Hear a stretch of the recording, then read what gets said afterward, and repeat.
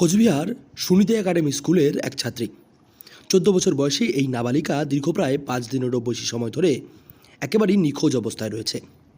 গোটা পরিবার উৎকণ্ঠায় দিন কাটাচ্ছে তার খোঁজের আশায়। বর্তমান সময়ে এই নাবালিকা এক প্রকার গেমে আসক্ত হয়ে পড়েছিল, আর এই গেমে আসক্তি জীবনে কাল ডেকে নিয়ে এলো ১৪ বছর বয়সী এই নাবালিকার।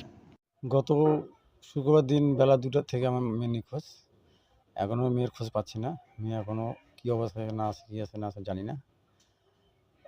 মেয়ে অনেকদিন যাবত মোবাইলে গেম খেলতে খেলতে ছেলের সঙ্গে ওর বন্ধুর মতো একটু সম্পর্ক হয়ে গেছে। কিছুদিন যাবৎ মেয়েটা অনেকদিন যাবৎ মেয়েটাকে নানা রকম মেসেজ টেসেজ দিয়ে মেয়েটাকে মানে উৎপাত করতেছিল, করতেছিল, বুঝতে পারেনি। সেই জন্য তোর মাটা করতেছে, শুরু থেকে সেই নিখোঁজ হয়ে গেছে। মোবাইলে গেম খেলতে গিয়ে এক যুবকের সঙ্গে পরিচয় হয় সেই নাবালিকার।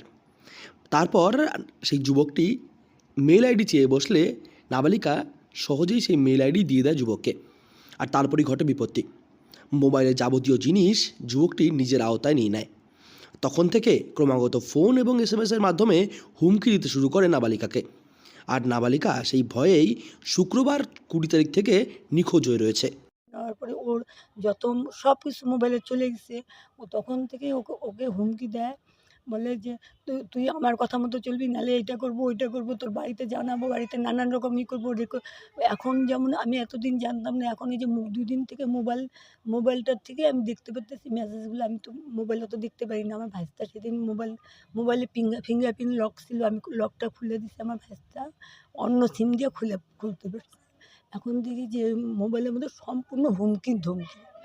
দুপুরবেলা বাড়িতে খেতে বসেছিল, তারপর আচমকাই বাড়ি থেকে বেরিয়ে যায় সে।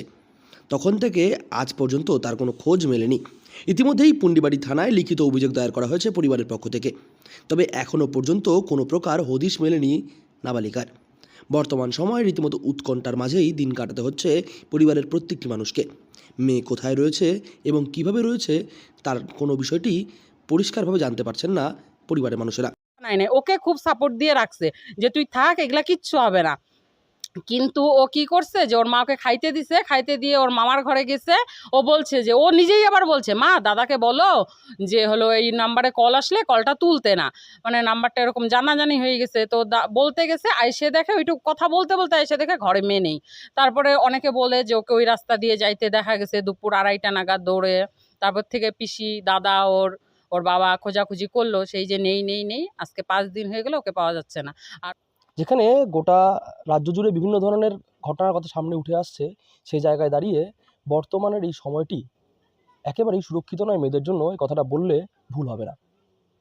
সেই পরিস্থিতিতে মেয়েটি দ্রুত পরিবারের কাছে ফিরে আসুক, এমনটাই প্রত্যাশা আমাদের। কোচবিহার থেকে সার্থক পণ্ডিতের রিপোর্ট, লোকাল ১৮ বাংলা।